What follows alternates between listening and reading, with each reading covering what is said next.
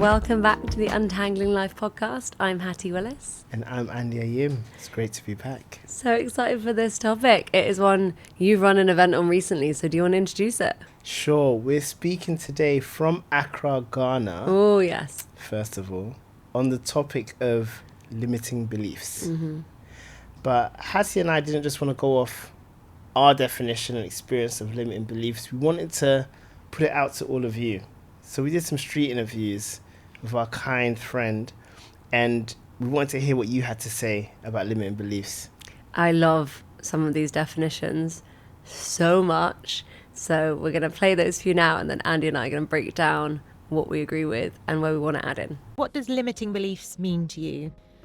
I think limiting beliefs can very much hold people back and hold us back from actually achieving what we either deserve or could achieve. When I was growing up, I always thought I was bad at art and creative things, and so I never tried anything. And recently I've started doing things like I'm getting really into knitting and crochet and wool things and making things for my kids, and I'm finding out that I can do it. It doesn't have to be perfect. For women who are applying for jobs, they might think, oh, I don't tick all of these boxes, I don't have all of this experience, but we'll probably stop ourselves because we think, oh no, we haven't got all of this. Whereas I think, a man would just throw themselves into it. A man would.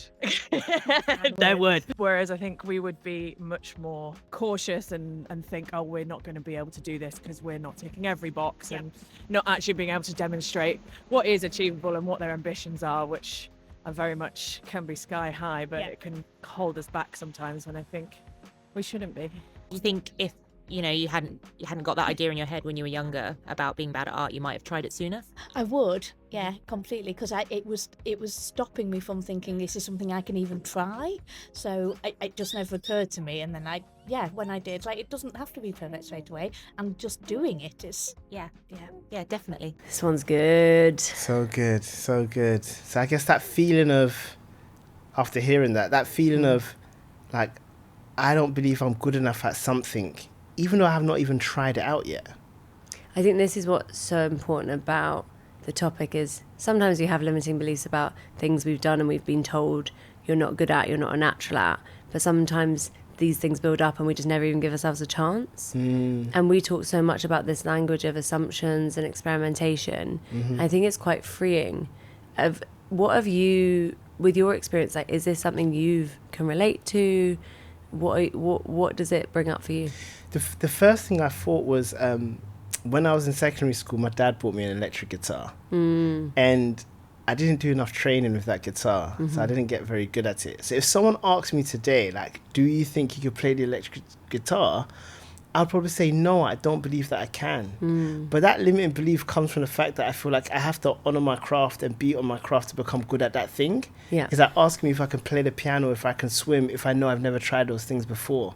So I think there's two levels to limiting beliefs almost. There's actual things that require mastery, which I just know I'm not going to be good at because I have not put in the training or the work or the preparation, versus I don't believe that I'm creative, which is the level that I do want to address and speak at.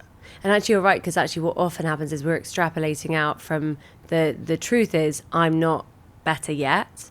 And what we're saying is I'll never be good. And it reminds me of this delineation I find really helpful between a fixed and a growth mindset. So fixed mindset, my traits are what they are.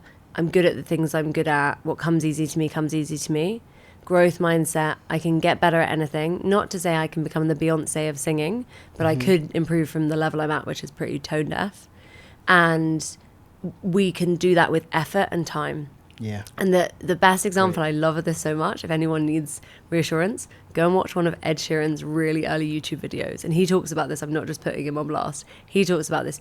He has come an unrecognizable amount as a musician from a point where he actually just wasn't even that good. And now, it's done quite well. So maybe I can be Beyonce. It's not too late. It's never too late. It's never too late. But I the other thing I want to touch on here is the stories we tell ourselves. I love that part of the quote, because one of the exercises my coach gave me that I find practically really useful is when you're telling yourself you can't do something. and you're almost like writing it off as an option. Maybe you're not even giving yourself the time to think you can't do it because you're just skipping straight over it. And so what she gets us to do is to write down, free-form journal, all the things we're thinking about that topic. What are the options? What aren't the options, and why? And you just write it as you go. And you get to the end of that journaling and you draw circles around the things that are stories, not knowns. So what is something I'm telling myself, but actually, do I know this to be true? No, I might feel it really strongly, but I don't know it to be true. So I love that got picked up in that interview. It's like one of the women mentioned that, you know, like they've experienced looking at a job before and seeing all of the requirements and feeling like, I'm not good enough to even do this job. I haven't got all of the required things, so therefore I'm not going to apply. Yeah. And I've been that person before in my career over 10 years ago now, but I would see a job on LinkedIn and I'll see what they say is their requirements and the skills that they want, and I'll automatically discount myself and say I'm not even going to apply. And looking back, I feel like that's so crazy that I'm telling myself, I feel 100% that I cannot get this job, that I'm not even going to give myself a 1% try by even just applying and throwing my hat in the ring, you know?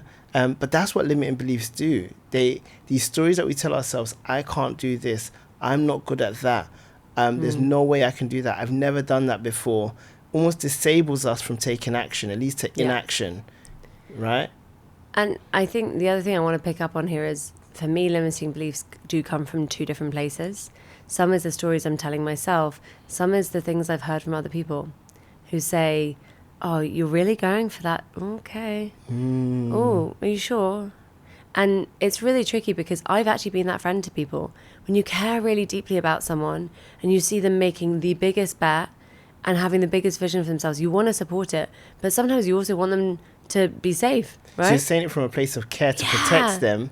But I feel like, I'll give you an example. Like when I've said to someone in the past that like I'm leaving my job, I'm not sure what I'm going to do next, the automatic response was, how could you leave your job? Why could you? And what that person was really doing was they were actually sharing their fears onto me. That's their fear. If they were in my situation, they feel like they couldn't leave their job. If they were in my situation, they feel, how could they be doing this? But it's actually coming out in a different way, in that way of like, I'm scared for you because I would be scared for myself. You know, but I have to be careful because if I take on that fear, it can become my new narrative and it can like be an obstacle in the way of me actually pursuing what I'm meant to be doing. So it's a careful balance with that discernment of understanding like what is good for me versus what is going to act against me. And I know we're going to do a whole episode on kind of how environments and spaces shape this.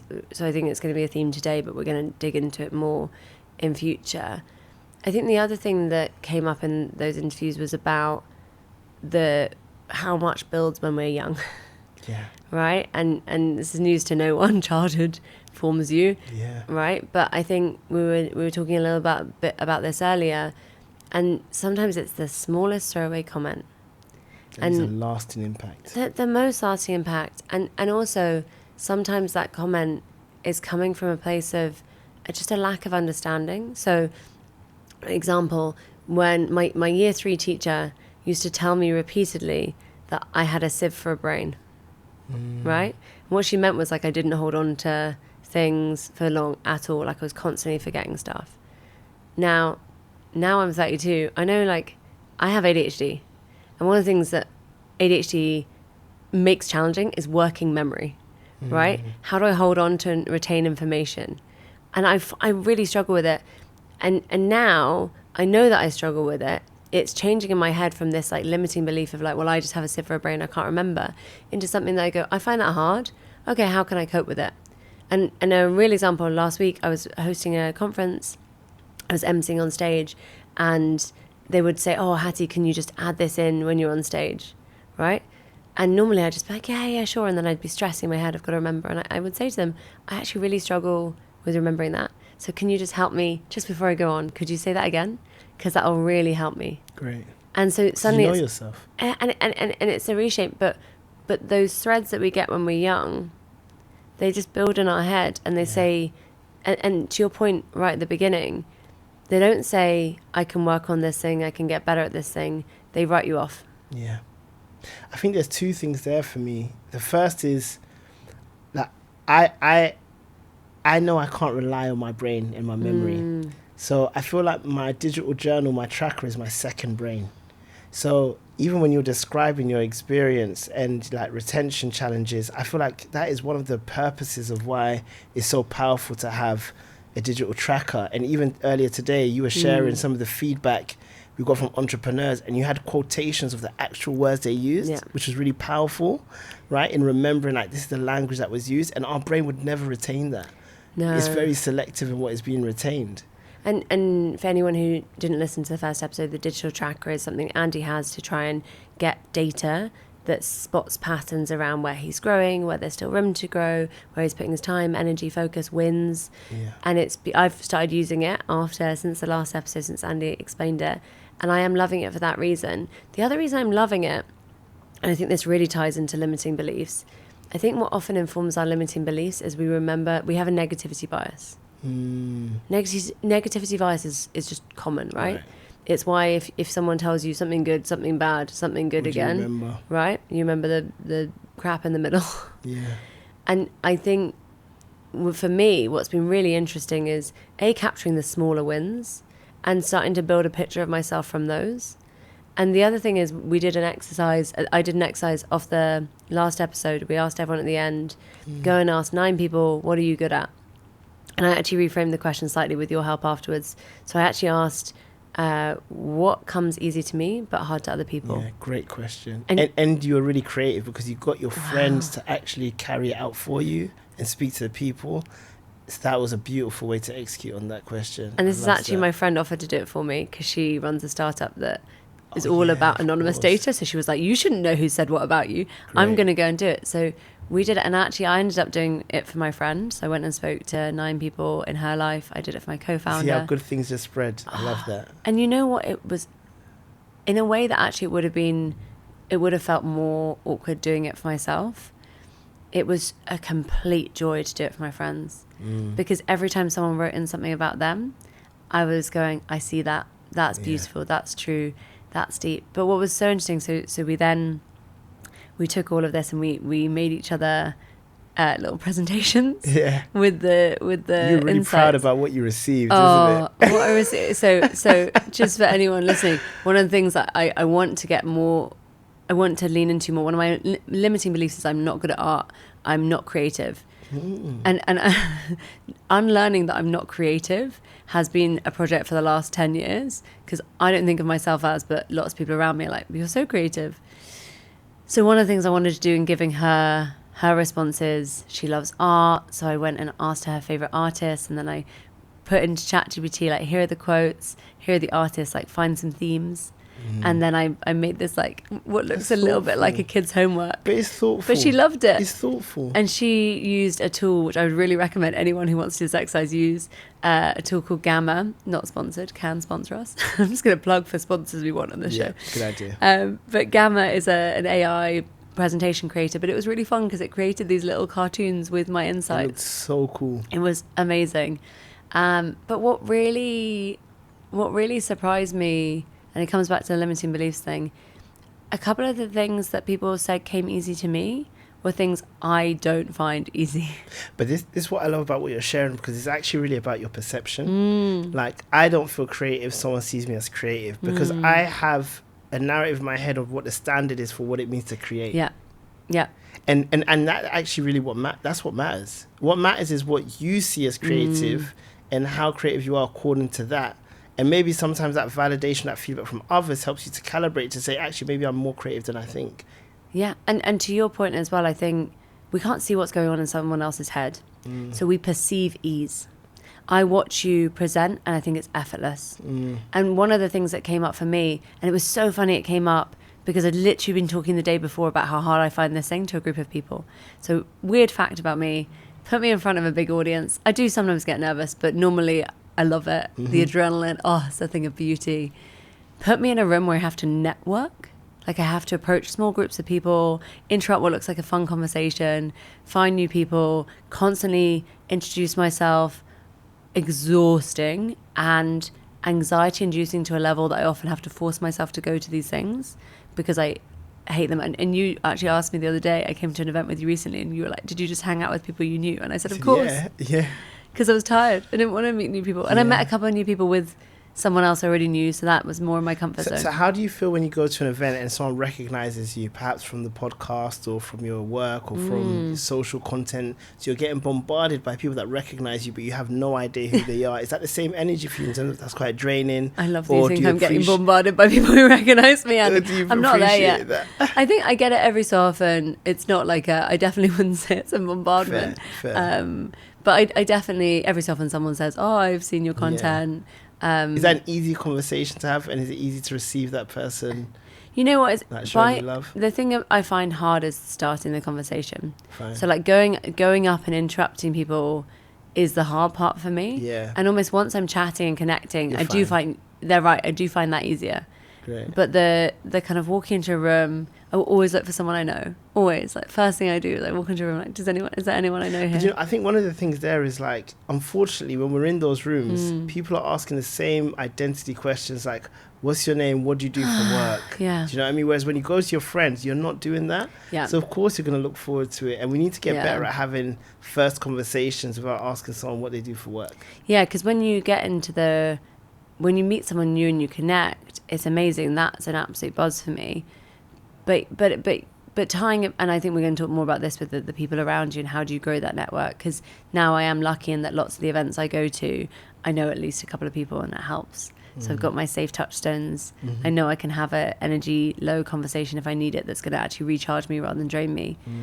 But I think it comes back to this, for me, this like perception piece with limiting beliefs, and those quotes about, I think they really did a great job of the definition. Limiting beliefs are things we tell ourselves, voices we hear in our head that maybe aren't our own, telling us, you will never be this. And importantly, it's something we believe. It's just a belief that's very limiting to who we're meant to be becoming, what we're meant to be doing. But it's still a belief. And I think that's an important part of this definition. Yeah. You know, because if we believe in something, actually that's really deep rooted. It's at our core. It's really strong. So we hold on to the things that we believe. And one of the things that I always support people with when I'm coaching them is, if you have these limiting beliefs, like, I can't do this, I've never done that, I always try and just ask this really simple question around, okay, so what is true? Let's ground it in truth. Yeah. What is true? So if I tell myself, like, I can't apply for that job because I don't have all of these skills, the truth is, I don't know if I'll get that job unless I apply. The truth is, on the job, I know that I'm a practical learner and I can learn things quickly. So even if I don't know something, I can figure it out. Yeah. The truth is, if I don't get a job and the person that probably does get the job, they're probably figuring it out too. Yeah. But everything's figure-outable. So when I ground it in that truth, it gives me more confidence to say, do you know what? The worst case scenario is I'm not going to die. I'm not going to have an accident. What I'm going to get is a rejection and a no. Am I scared of that? Not really. Let's apply. And I think it does touch into something, and I've been looking at this a lot more around like rejection sensitivity. And so I think often our limiting beliefs are in place to stop us getting a rejection. It's like a safety barrier so you don't fall off the cliff. And again, this plays a lot into neurodiversity. If you're neurodiverse, often you have something called RSD, which is essentially higher sensitivity to rejection, because you get rejected so much when you're younger in the little micro ways that tell you you're not normal, your brain doesn't work right, what you're doing that's socially really awkward. And so you get really hyper aware and hyper afraid of rejection, often leads to more social anxiety. And I definitely see that in the, like, I am really weird about the things I fear rejection in, but when that starts kicking in, and I think to your point, like, it's a belief, it's therefore quite unconscious. So I don't even always know it's kicking in. That like safety barriers, I'm so used to seeing it there, I don't even notice it anymore. It's just stopping me going forward. Do you feel like a fear or being scared of something is different from a limiting belief? So for example, I've never been a big fan of like roller coasters, and if I get to Chessington, I have a physiological reaction, and I can feel in my body that I'm getting nervous, my heart's beating, I really don't want to go on that ride. And I don't feel like that's a limiting belief, but do you feel like they're one and the same, or they're two different things when you talk about your fears versus your limiting beliefs? You know what, I think it's probably a spectrum, and I think the best example I can give of this is public speaking. So most people's like biggest fear is public speaking, right? And there is like a primal reason for that, or a few primal reasons. Number one, loads of eyes are on me either means I'm about to be prey, or the tribe is all looking at me, I'm about to get kicked out, is my fear. And both those things mean death. So we start to get this, to your point, physiological reaction. Normally heart starts pumping faster, our adrenaline starts kicking in. Oh yeah, I love that one. Voice starts to go a little bit tight. Our blood starts to change, how we're like digesting change. And so much changes. Like fight or flight mode. Literally, so that I can run or I can, get rid of you by just literally looking a chemical reaction, exactly. isn't it, in our brain? But often that's tied to a limiting belief. Who will care what I say? I don't have a right to be here. And I actually want to ask you, you do so much public speaking. Do you ever have any of those narratives at play? And or did you used to have them at play and they've reshaped? That's a great question. I still feel today like before I get on stage, I feel the physical reaction. My heart starts beating, my chest gets warm. But I definitely have reframed that in my head to say that chemical reaction and that feeling is exactly the same as when I'm actually really excited. And my adrenaline's pumping. I'm getting ready energy-wise for what I'm about to deliver. 100%.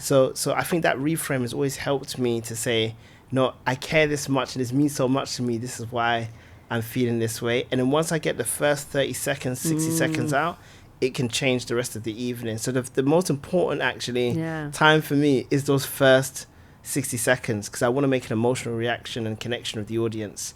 I want to make like making them laugh, telling them something sudden that shocks them, making them emotionally warm and sensitive to a story that I share. But in that first 60 seconds is the most critical time for me on just starting well. And that's probably because then you get a reaction that tells you you're safe, right? It's like a feedback I always loop, tell founders this when they're pitching to big rooms, or anyone who's presenting to a big room, find the smilers. There are normally people who, whenever anyone is presenting, their like default is to look encouraging. It's like really rare to get a room. I have been in them, some lovely boardrooms, but normally you have a couple of people who, if you smile at, they'll smile back. And I try and find them early, because that soothes and calms my nervous system. It says, hey, I'm accepted. Hey, I'm liked. Hey, I'm not going to get kicked out. Yeah. The other thing I accept with those like public speaking is I know that I'm not here for everyone. Ooh. So when I'm looking at individuals in the audience, I know that there's probably an individual that I've looked at who I'm speaking to. Yeah. And I accept that. It's almost like a bit of humility to know that I know that everyone's not going to accept me. This is not going to land well for everyone. But I know there's some individuals here that are here today for a reason, on purpose, to receive this message. That's hit me quite hard, because I don't think I do that. I think I look for the smilers deliberately when I'm trying to do a good job. But I think what I inadvertently often notice, and we've been running a program recently, we were talking about it, and it's the negativity bias and the fear of rejection. My brain tunes into, oh, that person doesn't look as engaged. Oh, that person's not loving me as much. And while I'll keep forcing myself to go back to the smilers, there is a narrative in my head that if I'm not in a good personal space, can build, or maybe I'm not that interesting, maybe I'm not that funny, maybe.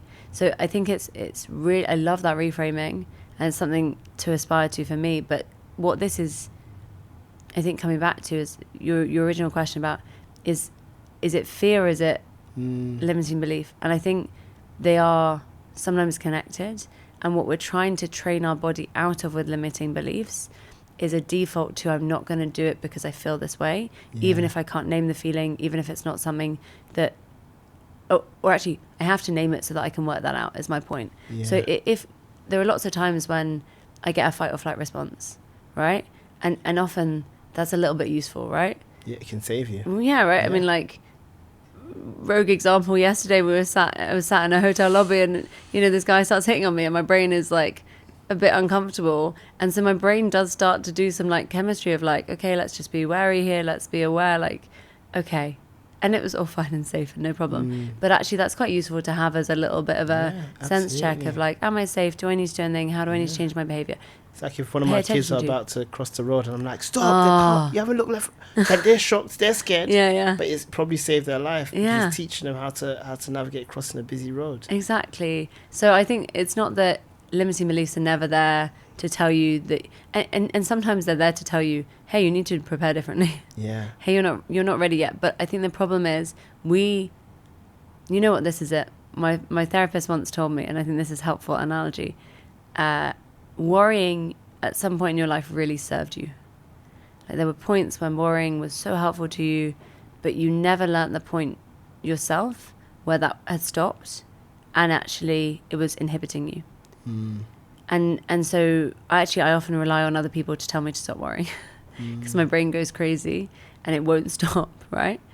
And so I think it's the same with limiting beliefs. We have them. They're there for a great reason, to try and stop us getting rejected, to try and stop us overextending ourselves. But we don't know, what is the point where I pay attention to this so I can put in the hours of practice on the electric guitar to get better, so that I don't stand in front of an audience having done no research into who they are, what they might need. But then there's also a point where I've done those things, I've worried enough, and now I need to do it. Yeah. And something you touched on there was around like the feeling and how you feel, and like with feeling comes meaning. And I used to do a lot of work with this youth charity non-profit called SALT, helping young people from working class backgrounds get into their first careers. And the module that I used to lead on was called Communicating with Confidence. And we actually broke it down so that one class was just about confidence and one class was then about communication. Because what we realize is that when we feel nervous, for example, or scared or afraid, it actually affects how we show up and how we perform. 100%. So if I'm nervous and I'm on stage, it's the sweaty palms, it's the voice that you mentioned going high pitch, it's umming and ahhing and struggling to get my words out. Whereas when I'm confident, I can control my pace, tonality, intentional pauses, even humor comes into the conversation.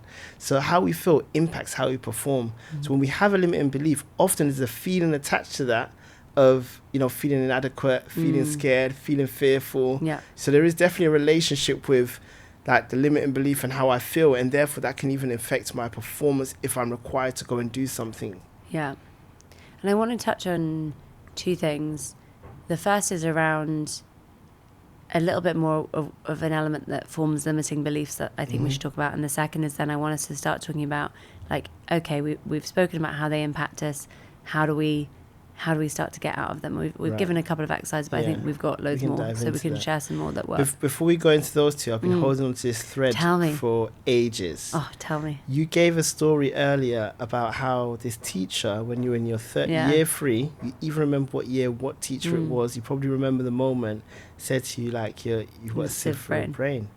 And in that moment, I had to like make sure that I was present, but I thought about my year 5 teacher who gave me a kite at the end of one year for being like the smartest student. And what that done for my confidence, the fact that she felt that I was someone that was smart, I've remembered till today.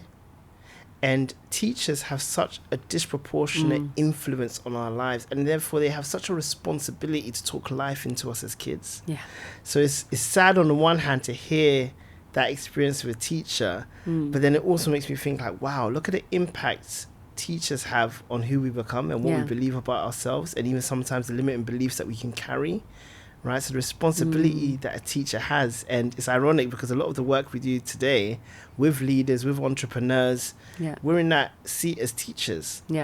And then we have a responsibility to talk life and positive and be encouraging and empowering, so that we hopefully leave a positive imprint on someone's life. But then as teachers, we're also always the student, which is why we have these conversations where we're still learning and figuring it out. 100%. And I think that you're so right. And I have like many of those moments where teachers like make you feel special or talented or something, and it sticks with you. And often, really small example, like I studied history at university and I wasn't going to do that. I was going to study English. And my history teacher turned around to me and said, why aren't you studying history? You're so good at it. You really seem to enjoy it. And which is good for you to know. It was so good. And actually my limiting belief at that time was I can't do that because my brother's done it. So I was like, I can't be the same. But that's interesting. Even that comment tells me that you had this little entrepreneurial trait back then. I want to be the first. He was the first, so I don't want to go second. I want to be the first. Yeah. That's so interesting. I think also because I got compared to him, so like not by our parents. Our parents were amazing at, like, you're both different, you're both loved. But all of our, maybe my teachers were, but our teachers used to come, and I think they were trying, they're just a little bit off the mark, but they would try and like compare us. So one of my teachers came to me once, and it was a sports teacher, and they said, "Oh, Hattie, so like you and Ed, you're both very academic, you both like clearly love performance, you both love being on stage, and then there's sport. My brother is really sporty, first team for everything." And the inference being like, "What happened to you?" Wow. And another teacher, when we got our results, came and said to me on the day I got my results, "So who did better?"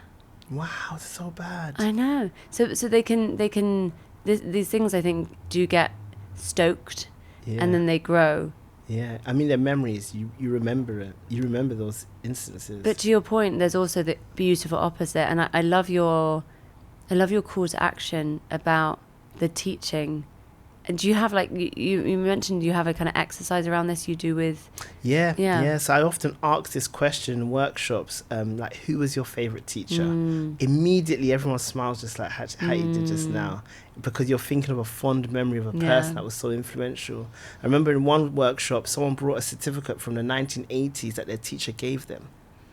So again, it's so influential. And then the follow-up question is, when you think of that person, what impact did they have on you? What did they do? And how did they make you feel? Yeah. Because that feeling has left a lasting impression.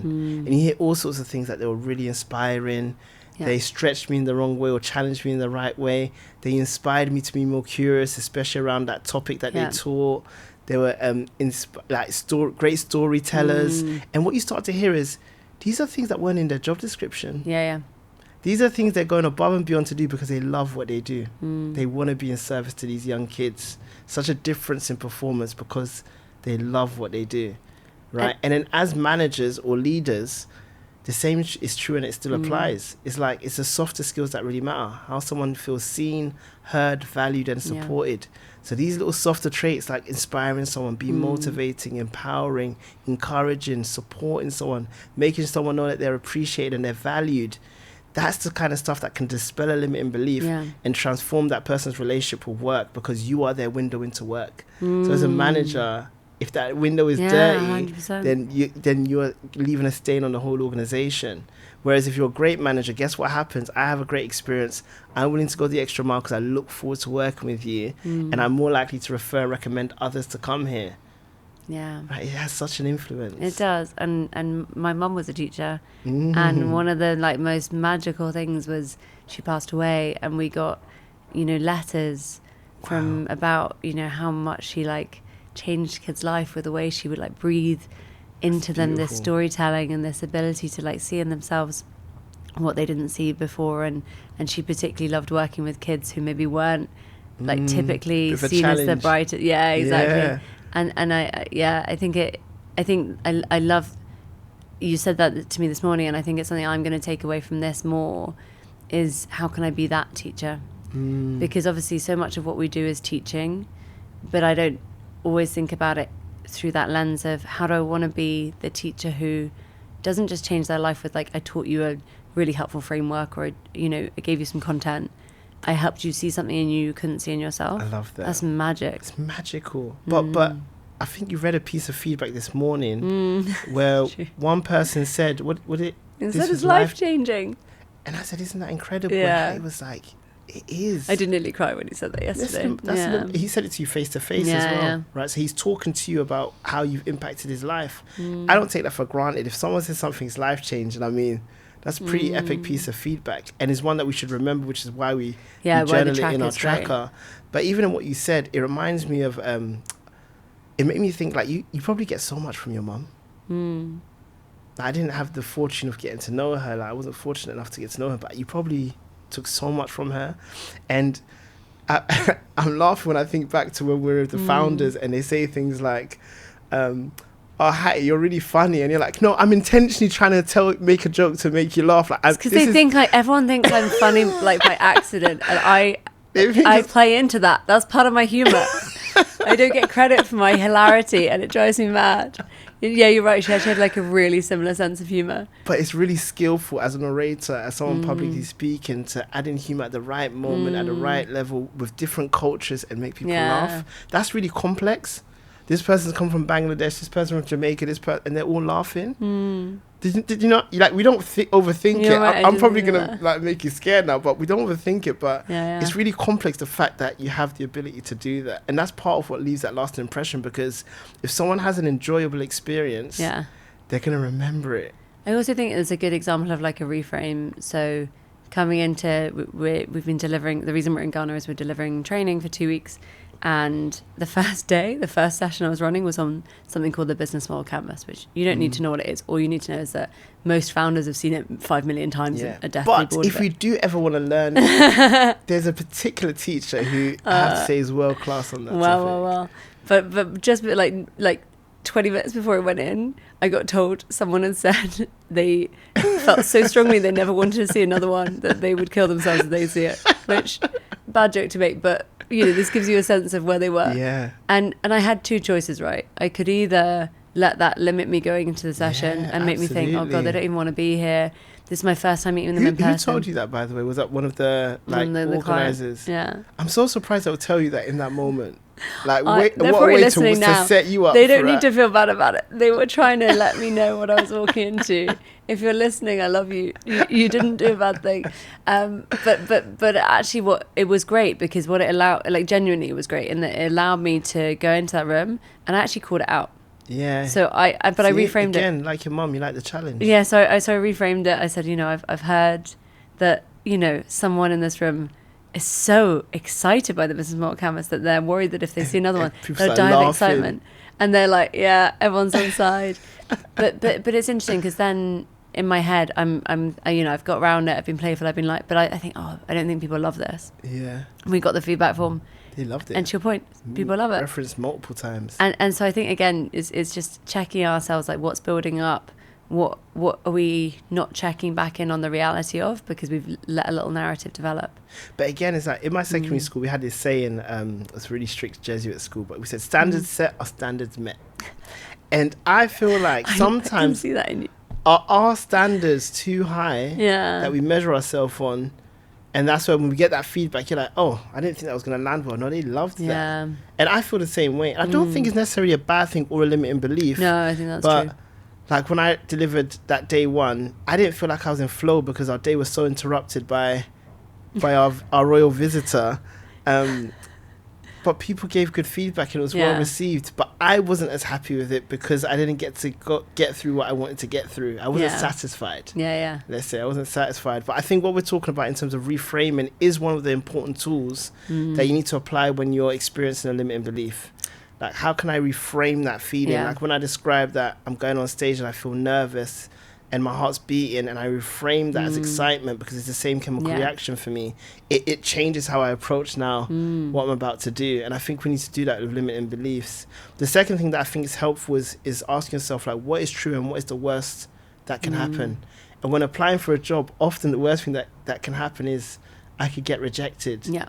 You know, and we had dinner with a friend where he was talking about certain jobs he applied to that he didn't necessarily want, but then he didn't get them, and he got the job that he actually wanted, and he's so happy that he didn't get those other jobs. Yeah. So that rejection that failure was a journey to success, and it is a part of everyone's journey to success, isn't it? Having to go through that rejection along the way. I think also it's a challenge when you over-attach to one thing as your path. And like, as a career, or you know, I remember, like, looking at university. I got taken around the university I did end up going to. I got taken around when I was 11.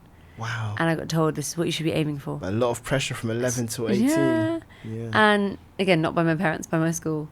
But even society. In society, you know, this is what you should be aiming for. But I love it. I fell in love with the city. I felt really like I'm desperate to study here. And do you think it improved your performance knowing that you had that drive? Like, it was a drive and motivating factor for you along the way? Yes and no.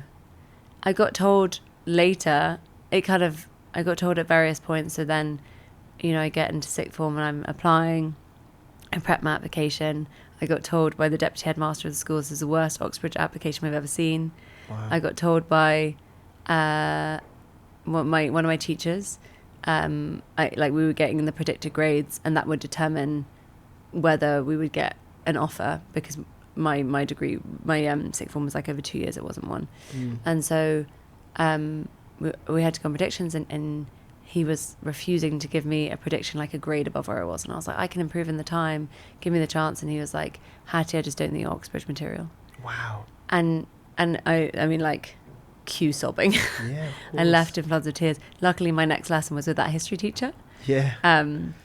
Who had to tell me off, because I kind of sat down in floods of tears, and he was like, Hattie, what's going on? Like, are you okay? And I was like, Mr. Saunders is a dick. And he was like, definitely can't say that, but what's going on? And I kind of explained, and he was like, it's not for him to tell you. Like, I put you forward for history. You're amazing. You're going to do great. He was livid. But I've lost my train of thought. But you get these moments that you build to. This is where I was going with it. And then I did miss my predicted grades by 1 point. I did IB, so it's like a point system. I remember IB. I think it's like 45 or something. And I missed it by 1 point out of 45 that... and I fell apart, because I kind of catastrophized, this is all I can be, and if I don't go on this path, it's all over. And it feels like that for so many young people at that stage of university, like it's all or nothing. So but to your point, I think there's like a multi-layered bit to, if you want to get past the limiting belief, I think we also have to tackle the all or nothing thinking that says, and the catastrophization that some of us struggle with, which is, I'm always scared to go for this thing, because if I go for this thing, if I want it this badly and I don't get it, then I've failed. And I remember going for my scholarship exams when I was 13, 14. But what you're touching on is courage. Yeah. It takes courage. Like, to lean into that fear, to face that fear. It takes courage to take that step. But also, I think, to your point, it's really helpful to know there are other options. Yeah. Because I went into my scholarship exams, I knew I had to get a scholarship to be able to afford to stay at school. I was super stressed about it. And my mum turned around to me and was like, why are you not studying? Why are you not revising for it? And I was like, I'm really scared if I put in the effort and I don't get it, then I'll realise I'm not as smart as I hoped. I'm not as smart as you all think I am. I was so scared to fail. I was so scared. And I think we have to find a way to work out these kind of layers that are really sitting behind reinforcing these limiting beliefs. One more thing I just wanted to pick up on. Are you staying on this subject of like feeling smart in school and stuff? No, we're going to change. Okay. You finish it off and then I'll come back. I don't want you to forget your train of thought. I've got it. All right, this is lifetime. All right, so I told that story earlier about how that teacher gave me that kite and I felt really smart. But after that, I felt like for years I was attaching intelligence to academia, and the gap was getting wider and wider the older I got. So I felt like I was never as smart because I wasn't getting the A's or I don't know what you call them now, 1s or 9s, or I just wasn't making the grade. And it was only when I started going to the gym at 16, I met these two mentors, and one was like a solicitor and a lawyer who played football professionally for a bit and was like a serious athlete. And the other guy had worked in construction but just ran the gym for like young people in the area. But they introduced me these concepts of like 5 intelligences. Like your intelligences, you have an emotional intelligence, spiritual intelligence, financial intelligence, mental intelligence. I've forgotten the last one, haven't I? But this physical? It was physical. It was physical. And it broadened my horizons because it gave me an option to now know actually my intelligence isn't just based on the grades that I got or the institution that I went to, but it's actually how I develop in these different directions. And intelligence is more like a spider web diagram rather than a linear diagram.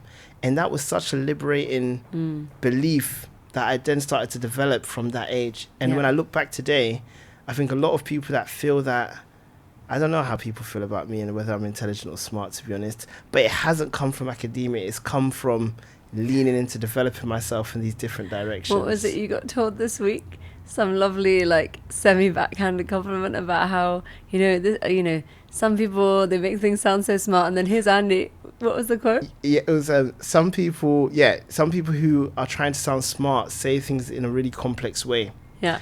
Whereas there's other people who simplify complexity, and that's like you, Andy. I mean, I think it was a bit more backhanded than that. It was almost like people say really smart things but in a really dumbed down way or something. I don't know, I can't remember. I felt like it was a compliment, to be honest. I was a compliment, but I just loved the telling of it. I was like, I think you've hashed that up. I did love this other comment, which was more to the audience around some of you talk too much and you need to learn how to say things concisely. Love that.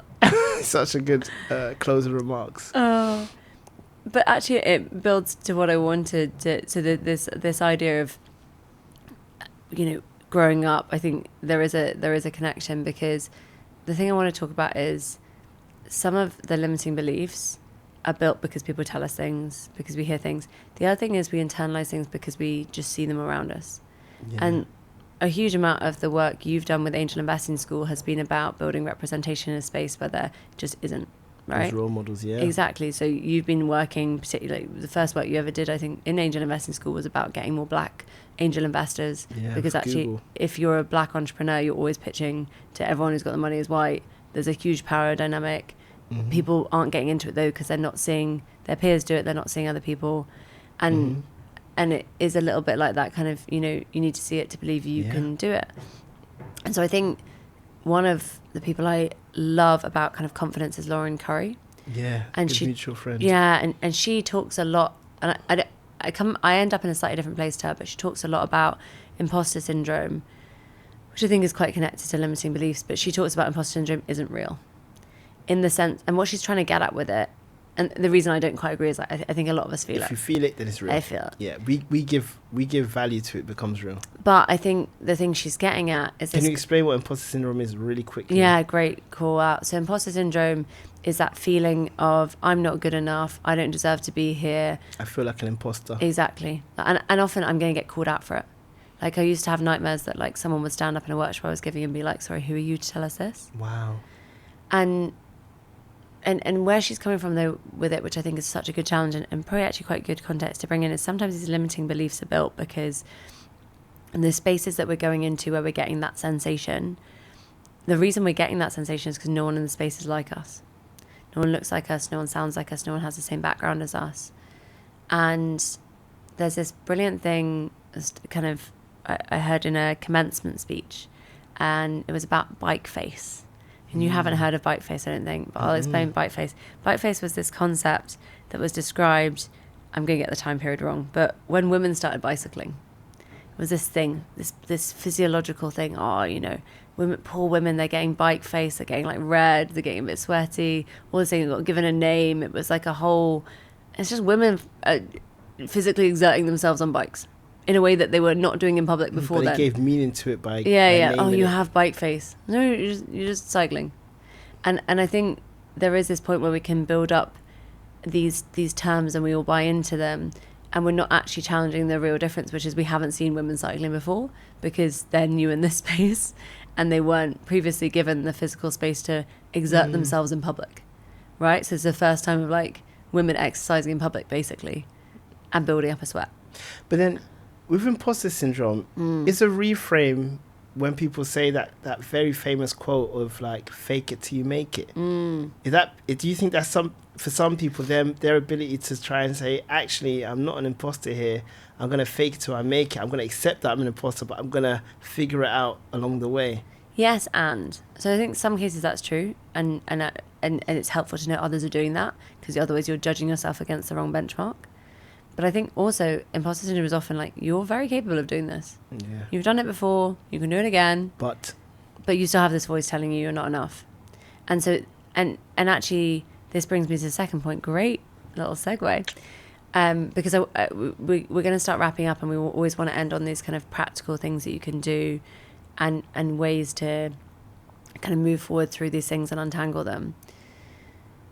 So for me, when it comes to limiting beliefs, often we kind of settle with them and their voices in our head that we are hearing. Sometimes they're someone else's voice, sometimes they're our own voice, and we're not challenging them. And so a really good exercise practically to do is you can do the circling one, you can sit down and write those exercises out. But often, to your point about finding the truth in that, I have a challenge, which is that often it's not always that the things that I'm thinking that are holding me back are untrue. So I'll give you an example. When I used to go and when I started workshops and I was first delivering, my mentor at the time told me the company would invest in me, but he thought I could do it for corporates, but I'd never be credible enough to do it for startups. He thought that. Yeah. Mm-hmm. And he gave me the reasons.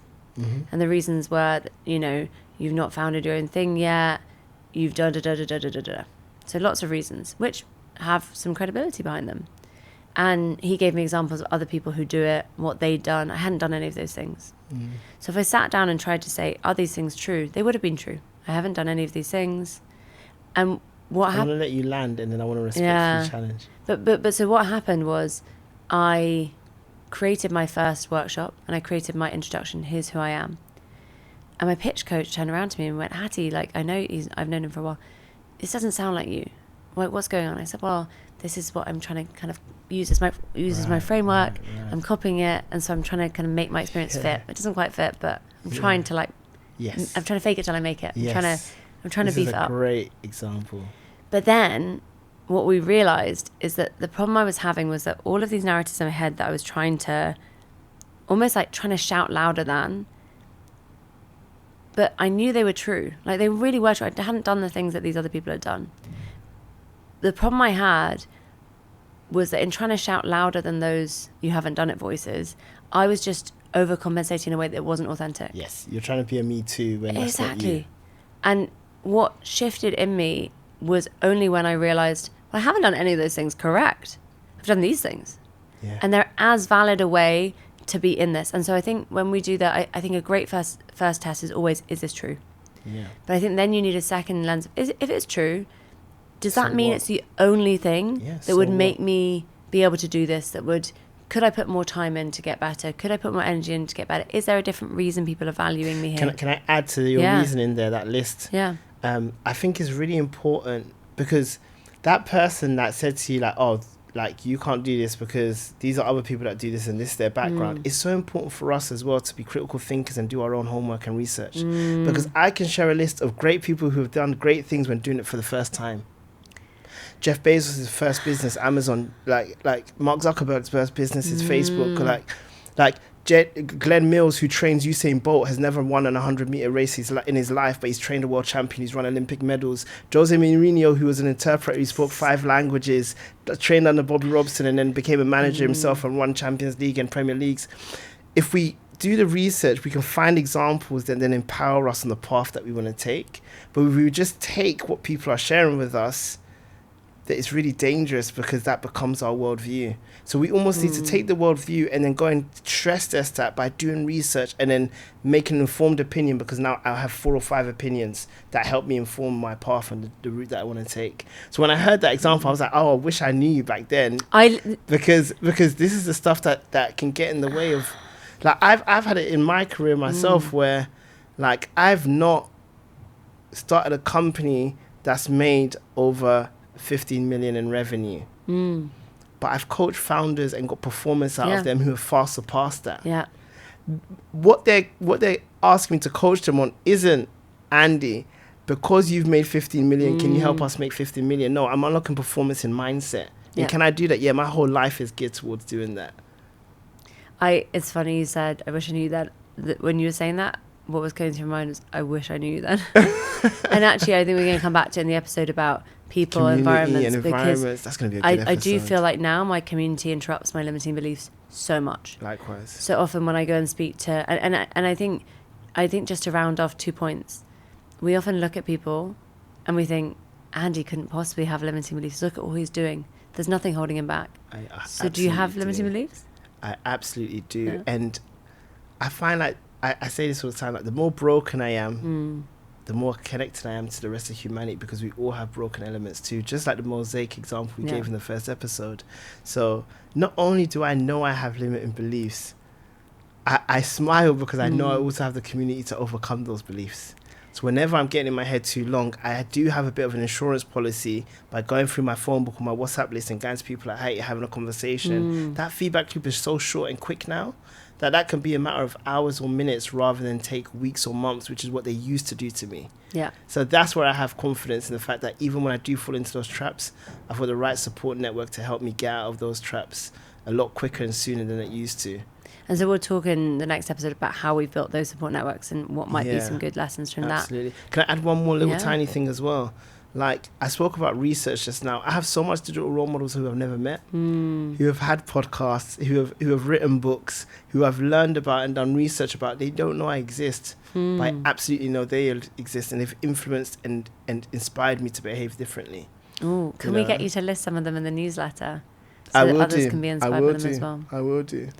I love that. And the other thing I think we'll pick up on in the vision setting kind of theme that we're going to touch on in a few episodes' time is around how having people around you can help stretch the limiting beliefs that tell you or like hold you back from imagining all you could be. So we'll pick up on that in a future episode. We have to wrap. We've got 5 minutes left. Okay. So let's end with a couple of practical things, and then we're ending every episode with a journaling prompt that's going to help you think about where you could take this, how you could take it further, how you can untangle this in your life. Great. I think when you talked about journaling prompts, the one that came to mind for me was, I don't know if you've got one in mind as well, have you? I go and I'll see if I have. But it's something around like, if you list out the things that you would love to do in and outside of work, right? I want to learn how to swim. Beautiful one, right? What are the limiting beliefs that automatically just come to mind? Start listing those out as well, right? I want to get this job. I want to learn how to swim. I want to play the violin. Start listing out any of the limiting beliefs that just start to surface. And how can you notice if... Because I think the challenge I sometimes have is there's areas I'm not even consciously excluding. So I'll give you an example. One of the things I'm about to start doing is more kind of creativity, traveling to Japan next week. I want to lean into my creativity. I want to give myself time to make some really rubbish drawings on my iPad, to go and take photos and take some really rubbish photos and hopefully learn and get better and enjoy that process of playing. But I think so much of the time we're trained out of that is almost... I sometimes find it hard imagining, like, where am I limiting myself? So do you have an add-on to the journaling prompt? Because I love that. Is there an add-on we could give that would help with that first part, or to expand that first part for things that might not even be coming to mind because we're unconsciously limiting our beliefs? I think looking back at what are the things I have not done, and asking yourself what is the reasons that I have not done that will help to start to surface some of those limiting beliefs, because it's probably a historical view rather than a forward-looking view to know what I haven't done rather than what I'm not going to do. Yeah. So that's a really good add-on to that journaling prompt. And a couple of things that have helped me with that is kind of exploring where have I previously had fun, enjoyed, but felt like I stopped because I wasn't going to get to the right level. But I like the language that you use just now with Japan, where you're taking photography, because you use the word play. And when it's play and it's fun, it feels like it's more experimental, it's more harmless, it's less pressure. I think when the pressure is on and it's not fun, it feels serious, it feels so structured. I think that's when the weight of the belief can lead to inaction. You know what, that's come from my ADHD coach. Because one of the big things she's been trying to instill in me is play more. And rather than and bring in that language of I don't know yet. Yeah. And she often says it to me in a session, we don't know yet. Yeah. Like, so how can you go and play and find out what environment you'll work best in, what will bring you rest that feels restorative on your own, all these things. If you don't give it a try. If you don't give it a play and enjoy the the point is with the try, rather than being like the try has to be this hard thing. How can I make the trying fun? Yeah. How can I make it silly? I like that. It really reminds me about the power of feeding your curiosity, which I know we're going to touch on in a future episode. Yeah. But when it's playful, it's a lot easier to feed your curiosity in a more organic and authentic way, rather than feeling like you're being forced to go down a certain path. Beautiful. So hopefully some of this has resonated, and we would love to hear from you. We have a newsletter that comes out with every episode.